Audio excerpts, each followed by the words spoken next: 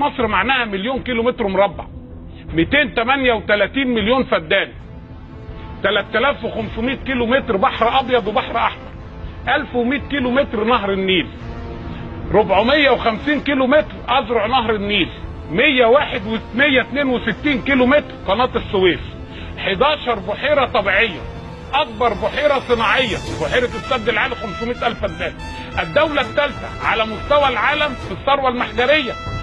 دوله في سيناء فيها مسارين مش موجودين، زي الكعبه المشرفه موجوده في مكه وقبر الرسول الكريم في المدينه. انت عندك هنا حاجتين مش موجودين في دول العالم كلها، مسار خروج اليهود ومسار العائله المقدسه ستنا مريم والسيد المسيح عليهما السلام، موجودين عند حضرتك لم تستغلهم. عند حضرتك تلت اثار العالم اللي موجوده في مدينه واحده حضرتك اسمها الاقصر. عند حضرتك 60% من دول العالم بتعدي على ناصيه عندنا كده اسمها